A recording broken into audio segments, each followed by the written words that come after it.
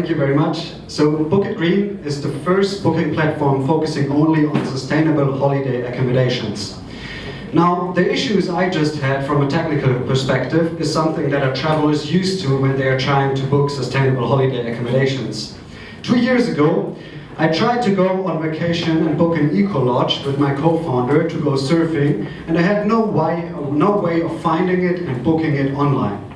We did some research afterwards and found out that more than 100 million people worldwide live a so-called lifestyle of health and sustainability, and they want to book sustainable holiday accommodations when they go on vacation, but 49% of them say that they have difficulties finding, searching, and booking them online. The problem, however, is not the supply. There are more than 200,000 accommodations out there that focus on sustainability, but their issue is that they don't stand out with their USP on existing platforms, and 25% of them are not even bookable online yet. That creates a huge market potential of $40 billion annually, and you're missing out on beautiful accommodations like that one on the right-hand side.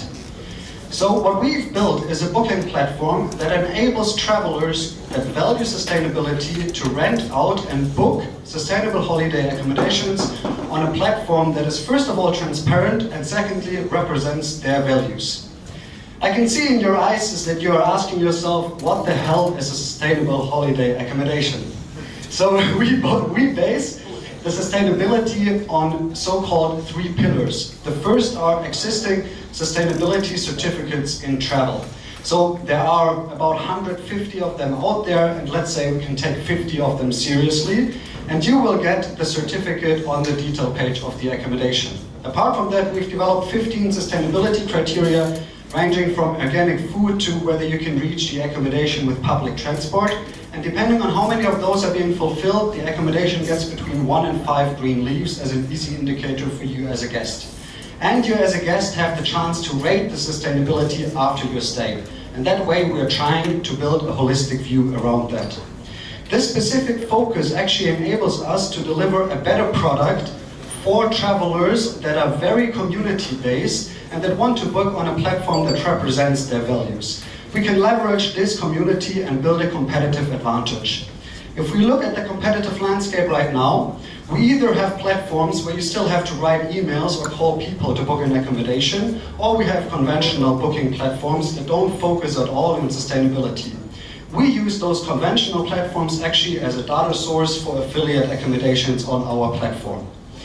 We've launched last year in August with a super basic MVP, focusing in the first couple of months on building up supply, so getting accommodations on board. Then, starting this year in January, we started also allowing bookings through the platform. We now have more than 1,000 sustainable accommodations on the platform and showed a proof of concept with the first 60 bookings in the last couple of months. Looking at the numbers right now, we have an average basket size of €670, and that enables us with a commission of 10 to 15% to be profitable at scale with the first booking.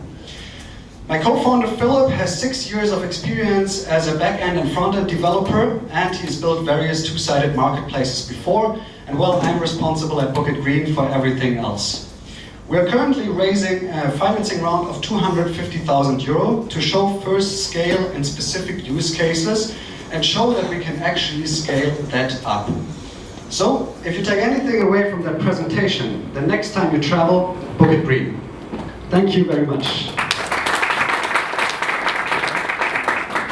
And now, let's go on vacation together, and just to show you how it works.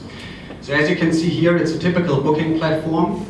The focus, however, is the sustainability, so explore the sustainable world.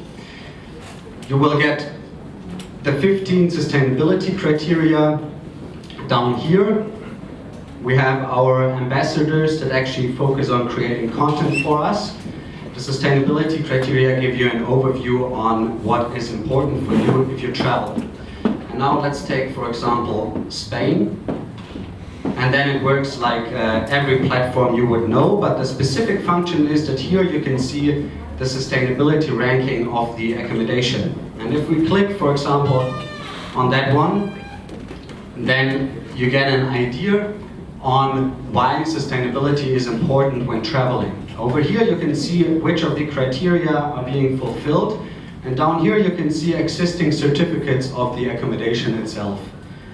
Over here you see the different units, and then you would either send a booking request to then get accepted by the host, or you use instant booking as you would know it from different conventional platforms. So thank you very much for your attention and looking forward to your questions.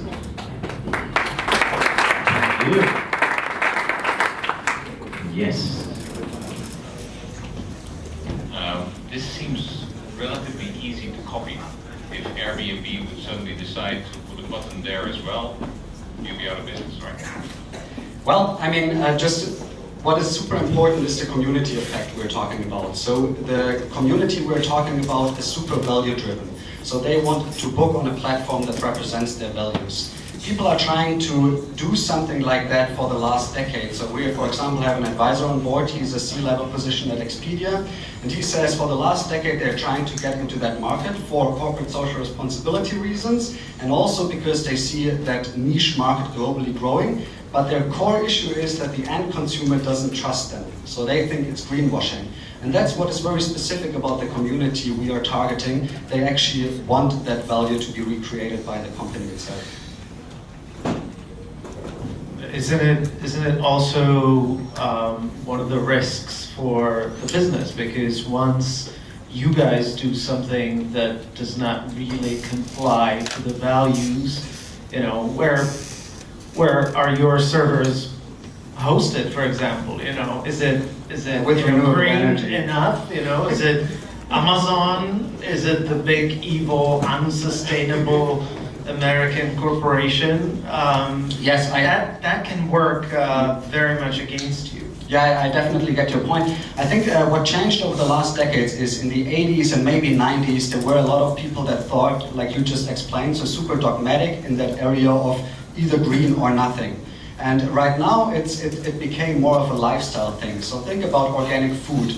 People are paying for organic food happily a lot more because they think it's more healthy. Think about renewable energy, think about natural cosmetics. So these are areas where it's actually became a lifestyle product to also make cautious purchase decisions. And we believe that in travel it's going to be the same. And yes, we will have these issues. You know, the first question that I get sometimes is, but isn't the most sustainable way of traveling to just stay at home? And obviously that's somehow right. But there's always a greener version, and we want to provide the opportunity to actually travel greener. And demand that the travelers just cycle or walk, never use, you know, trains or buses, for God forbid. But I think it's either that the target audience is dogmatic, and then there's the risk of, you know, losing them if you do something not 100% compliant, or they're not, and then there's the green button on HomeAway or Airbnb or, you know, even Booking.com. So the question is whether this is, you know, a business to build. Yes, I mean that's the question with every car, let's say, with a Tesla. Why are people buying a Tesla? Who is buying That's very non-green. This is because it's sexy, yeah. Because it's a status symbol. So. Why are people buying products from the honest company? So, you know, there are a lot of examples out there that show that it is a lifestyle product. It is definitely a risk. That's why the community factor is so super important in that sphere. I think that's growing too, right? I think a lot of people, it's like with recycling. You had the very hardcore recyclers initially who would compost shit out in their backyard, right? But then it's become much easier to do it, and people have that desire internally. Anyway, I won't speak to that, but I like it. But talk for a minute more, if we have time, about your performance so far. You skipped over that pretty quickly. Yes. So since our launch, number of customers and revenue. Yes, sure. So since our launch, we've onboarded more than 1,000 sustainable holiday accommodations, and in the last couple of months, so since January 2018, we had about 350 booking requests and 60 finalized bookings with an average basket size of 670 euro. And right now, from that data gathered, we are enhancing the the conversion from booking request to booking over the next couple of months to actually show scalability in the next core booking period, which will be in Q1, Q2 2019, because it's a seasonal business in the end. Okay, thank you so much. Thank you.